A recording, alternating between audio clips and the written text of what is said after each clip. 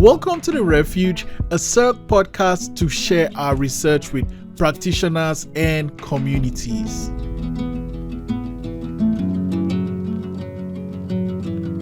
I'm your host, Israel, and my guest today is Anwar Alhjooj.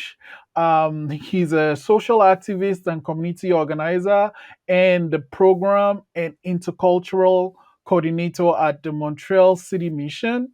Hala Younis is 15, lives in Montreal, and is Palestinian. And Dr. Stacey Wilson-Forsberg is an associate professor in the human rights and human diversity program at Wilfrid Laurier University, also the director of the Tshepo Institute of the Study of Contemporary Africa. Thanks for coming to the Refuge today. Thank you. You're welcome. Thank you for hosting us. Oh yeah. So COVID has been something that we've all dealt with globally, and it's something I think we'll delve deeper into in this episode. But I wanted to start with you first, Stacey. Could you tell us a little bit about your project that you worked on through CERC?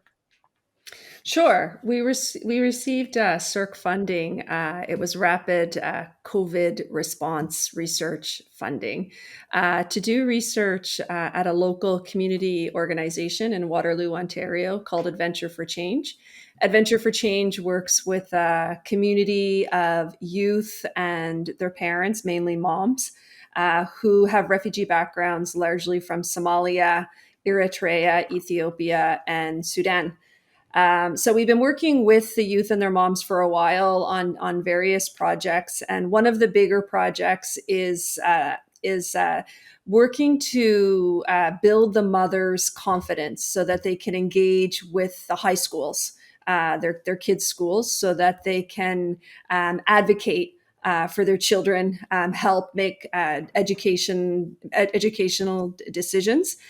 So we broke a piece of that bigger project when the pandemic hit to look at how these mothers were working with their teenage children at home.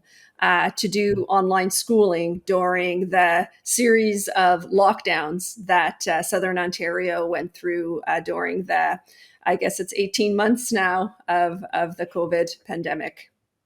Mm. And Anwar, you want to share a bit about your own project? Yeah, I think it's our project at Montreal City Mission. It's to work concrete projects with people, with the human, and with the families. We work with all families as a package, not just for youth and women and seniors and kids. And I think it's during the COVID-19 period. It's difficult for everybody. Imagine for those families, they just came to Canada and already they have 1 million challenges to deal with it. Add on top of that the COVID, you find some of those families in the process to get their papers, medical cards, welfare, and they stuck in the middle without any support. We thought that the best thing to do during the COVID or at the beginning of the COVID, just to switch our program, adapting to the needs of the people. So we have a group of women, refugee women, newcomer women that they started soon a circle, and they took kind of a responsibility. They said, okay, we are here to do things for the community, and they switched their program to produce masks, and they did more than 2,000 masks to distribute for the all community and for the NGOs and homeless. So this is it says sometimes you find your strength in the most difficult times, and I think it's a good example for those women. While I'm not saying that they giving the chance, they took the chance. They stand up and said, hey, we are here, we want to switch this psychologically element that we are refugees, so we are in need. No, we are not in need, we want to contribute. I think it's also the to be open to those community, to those families, and let them feel sense of belonging. They know what they want, and they know, and they have a lot of things to give back to the community. Mm, mm. Hala, how was your experience the very first lockdown during COVID for you? Well, at first I was happy because like there's no school and they're like I don't need anything. I have my phone, I have Netflix, I have everything. But then it started to get lonely because I didn't have that much friends and I wasn't that social before. So I Mm, just the whole time I would just think about it and be like, "Oh, I wish I made more friends. Oh, it's like so sad to be alone." And oh, like I finished everything I need to watch, so it was just boring for a whole month. I just sat down and didn't do anything.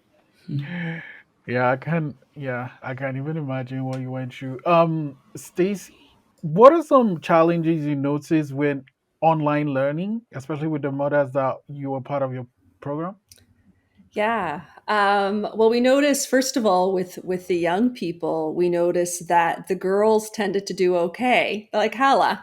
They were pretty task oriented. They went on there and they did their homework and they just kept on going, and their grades really stayed stable throughout the pandemic. The boys not so much, but with the moms, online learning added a whole other layer, as Anwar mentioned, to many other challenges. Most of these moms spent a really large portion of their lives in refugee camps in Kenya and Dadaab and Kakuma. They were missing large pieces of education. Some of them had never been to school at all. Mm, And it turned out that many of these moms couldn't read or write. So not only were they dealing with not having a very they spoke multiple languages. English is probably their fourth language, and they didn't have high English levels, but not they didn't have high literacy levels either. So the schools were communicating via email, mhm, and the moms couldn't read the emails, and they couldn't respond to the emails, so they got lost quite quickly. Right at the beginning of the pandemic, and then you add the layers of Teams or Zoom or whatever technology they were using, and they really felt left out. They really mm, needed to help their kids, but they couldn't. Their kids were in their rooms with their doors closed. They weren't sure if they were doing schooling, if they were playing video games. We're all in that position. mm, So they were just really lost. They just didn't know what was going on. They didn't know the school system or the curriculum. But I think the biggest change was they just couldn't communicate with the teachers. Whereas before they could ah, physically go to the school and go in person and talk with them, and now it was all over email. And they preferred to be at least be able to speak on the phone. At mm, least if the teachers could give voicemails on the phone, they could listen to the voicemail a couple of times, and mm, then be able to try to have that conversation. But mm, email, the technology was really difficult for them. mm. Anwar, do you want to add something to that? Yeah, I think that's what Stacey said. It's really we saw it here in Montreal with the families and their children. Add to that also the element of the physically space, because even those Mm, family, even if they came from a refugee camp, the kids can play outside. It is still space. They see the sun, and yeah. because a lot Mm, of them they have a lot of kids, they cannot rent an apartment in third fourth floor. They have almost one Yeah. option, which is basement, semi basement, 4.5 Yeah. for a family with 4 kids, no sun. Even before the COVID, I used to go to visit families, and you see the tension in the air in the basement in the room. It's you Mhm. they feel bad. And with the COVID, with the challenges, mm, that first of all, as they used to say, no computers. No, they don't use computer anymore. Yeah. And suddenly, 4 kids, 2 bedrooms, each one wants to study online. Even if someone provided the mm, instrument, Yes. the computers, physically they Yes. cannot, they don't have this option. And this is, it jumps beyond the youth, start the conflict. Who's occupying the room? This is my turn. And I think it's Yeah. most the mom pays the price. Yeah, no, I just want to add to that because yes, indeed, in Waterloo, the high schools gave the kids Chromebooks to take home, so they were able to equal to have that equality among students. However, there was no space. I mean, we're talking about families, some of them have 14 kids in very Yeah. small houses. So the moms were quite worried that, yes, we have the computer, but we don't have a table and chair. Mm, They don't have a private space to be able to work. Or, of course, the Wi-Fi was the other issue, that the Yeah. Wi-Fi wasn't strong enough to handle so many kids doing homework at once.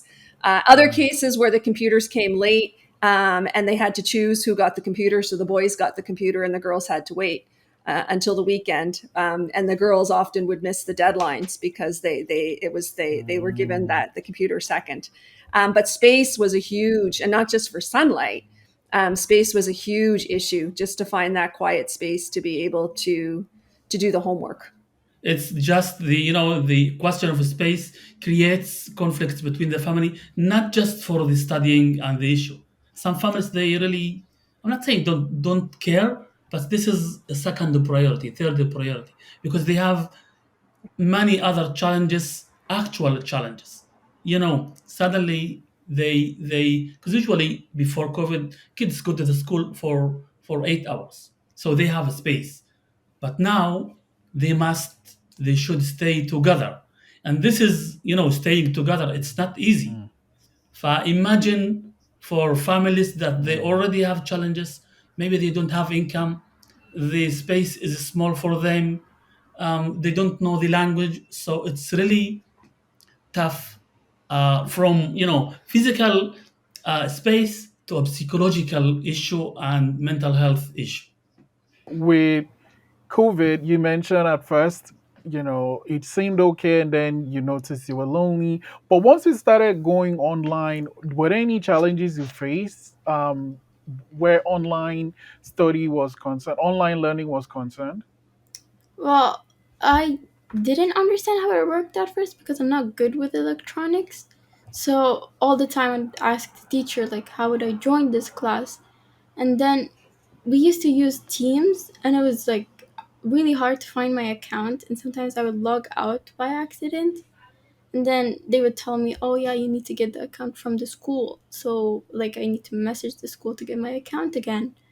And Wow. then like from each class we have the 15-minute break. So sometimes I like sit down or anything, but then I forget about it and then they put me as absent. And also sometimes my mic doesn't work or something and I keep telling my teacher like, "Oh, my mic isn't working. How do like I text the teacher and they still put me up absent." Oh no. Yeah. Something that came to mind, Anwar, when you were talking about these difficulties is like when it comes to the relationship between the parents and the child or children, did you notice any conflicts or any challenges there? Absolutely, yes. I mean, it's just a start, or sometimes it's an excuse to raise this conflict and be up, flowing up. And I think it's refugees and the newcomers and small communities while they when they come here, it's a different approach. I'm speaking of myself, how I came Mm. here, and I coming from a Bedouin family I went to Italy, studied there, and then I came here, and I find difficulties. I find at the beginning when I came, how, for example, um, um, um, I couldn't, I called someone, I expect that someone answers at the office, or when I say something, someone else could understand differently. If I imagine those families with the COVID, Mm. they have to deal with those challenges, with those difficult. I'm not sure if it's difficult, but culturally difficult, culturally different, Mm. and they don't know exactly how to react, what to do.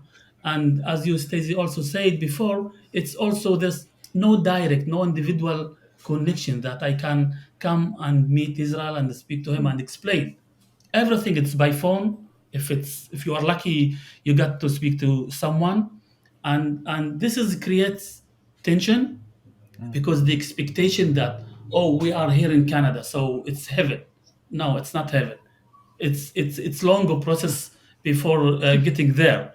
So it's the high expectation. People, they find it really with the challenges, and starts the conflict Mm, between parents, between women and men, youth. So we started during the COVID period, which is reconciliation within the newcomer families, which is speaking to a social worker from the community with their language, with their terms, without any misunderstanding, and explain how I can do, what mm, are the solutions, because I am thinking that, oh, my kids, they are different, my kids, they are learning bad things.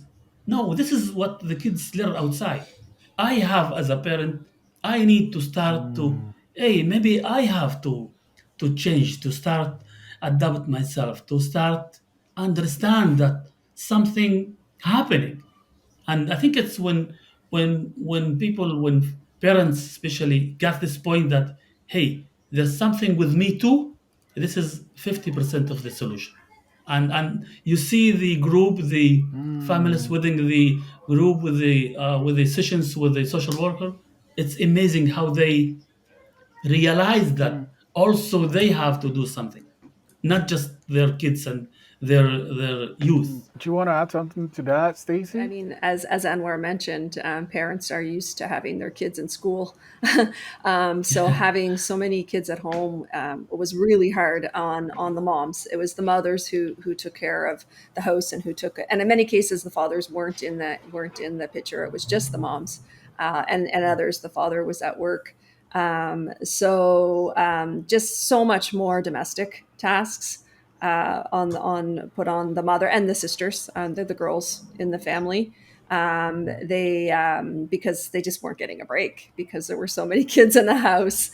Another issue beyond conflict and finding space was food security.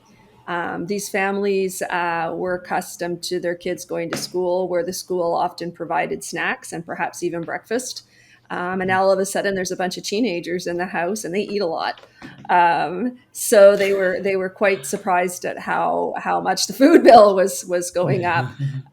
So Mm. those were not surprising. I mean, we knew this, but still, it was interesting to hear them talking about that. COVID changed a lot of things, but as you know, vaccines happened, and then different provinces in the country opened at different times, and then children could go back to classes.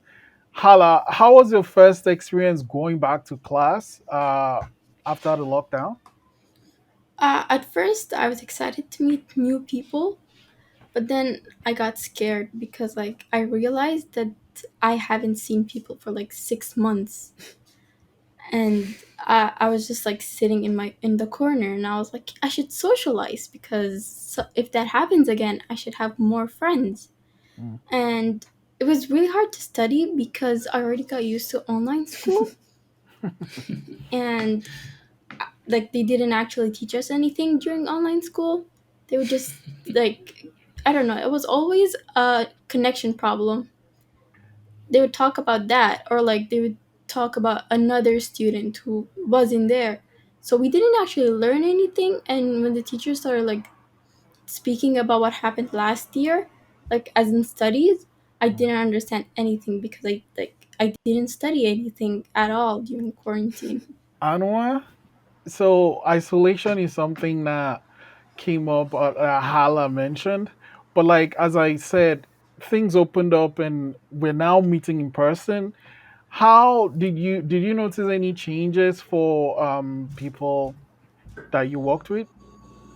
Yes, I think it's because especially with the newcomers and the refugees, they passed through a difficult period when they are coming here. So are they already strong people?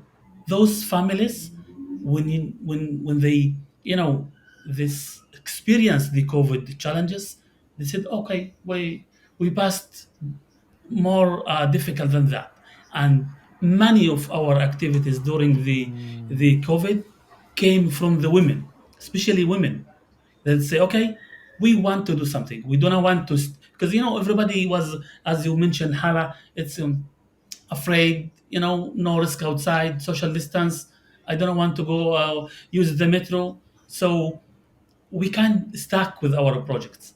And women, one of our Mm, WWD, Women Weaving Their Dreams, came with the idea to, okay, I want to make a sport activity in the park with a physical distance. So they started distance. activities in the park that anyone can join uh, twice a week, 1 hour and a half, just to see people, because otherwise you're gonna stay all day at home. Okay, winter, what we can do?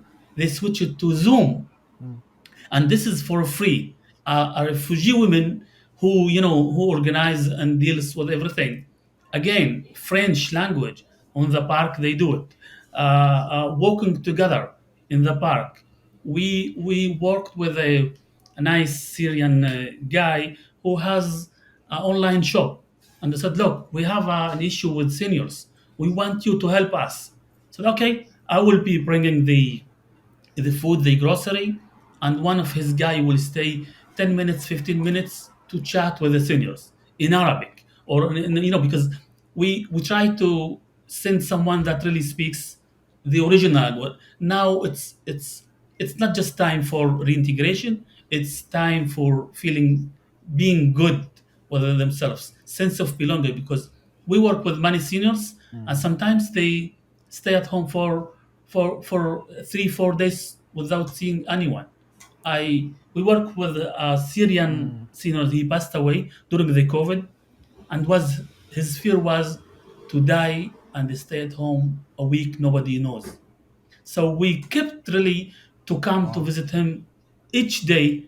I come one day, Arwa's mom, Hala, mom Arwa, other volunteers, other youth to take responsibility and just hide from the window, or to see that he's not alone. So I think it's this kind of a transformation of Mm, the role of the refugees family and the newcomers, from who need to who really can add and work a lot for the community, was amazing. Really, I'm positively surprised that they need a chance. Sometimes I speak myself as a mm, professional. I'm a social worker. I'm a